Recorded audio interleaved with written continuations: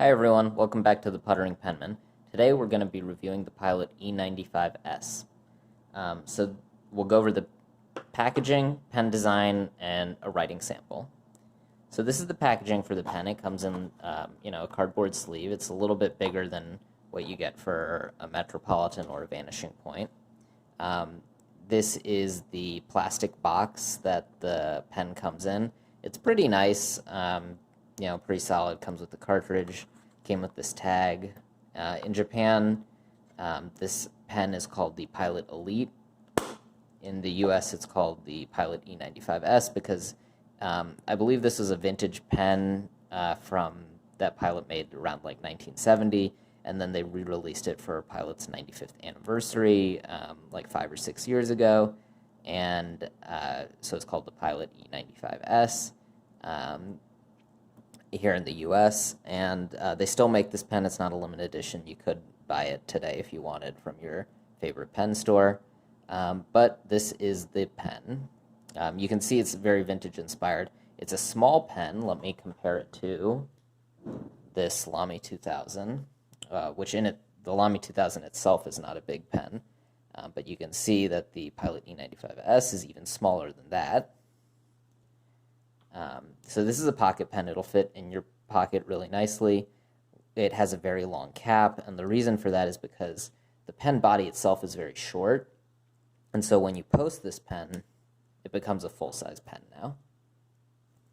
now. Unposted, you can't really use it unposted. It's pretty uncomfortable, so it's a nice pocket pen. You can see that the section is very large, so you can hold this pen really anywhere. It's pretty nice. The nib is an inlaid nib, it's pretty interesting to look at. I prefer the look of a like a Pilot Metropolitan nib, like that sort of style, or Pilot Custom 823 nib, where the nib has more of a shape to it, but this inlaid nib is kind of interesting, definitely gets people's attention. This pen is cartridge converter. One of the downsides is that if you're using the converter, you can't actually see how much ink you have in the pen. If you're using a cartridge, you can see how much ink is left in the pen, but I like using a converter so I can use more interesting ink colors. And so that's one big downside with this pen, probably the biggest downside I have so far. So that's the pen design. This is the burgundy color of the pen. It also comes in a black version, which some of you may prefer. I like the burgundy because it kind of looks vintage.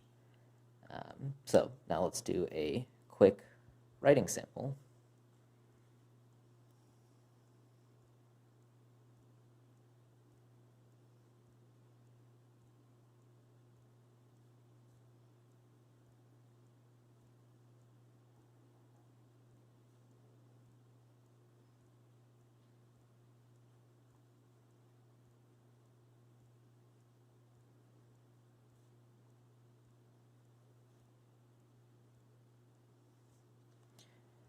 So the ink I'm using today is Mont Blanc Lavender Purple. As you can see, this pen wrote fine. This is a fine nib on this pen. The pen writes really well. I really like Pilot nibs, and so this is no exception. This nib does write a little bit different than other Pilot nibs, though. Most Pilot nibs are very smooth and free-flowing. This nib is also smooth, but I would describe it as a little sticky on the page, so definitely takes a little bit more effort to get the nib to move on the page. You might like that because it's not a scratchy feeling. It's not even like a pencil-like feeling.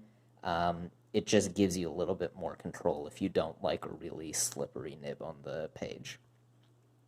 In terms of price, this pen is somewhere from like $130 to $150, depending on where you buy it.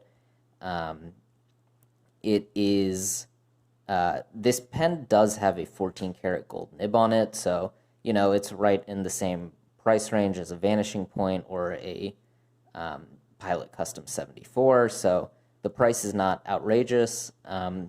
If you gave me $150 and said pick a pen, there would probably be a couple other pens I'd pick before this, like the Vanishing Point and a Pilot Custom 74 and maybe a Lamy 2000.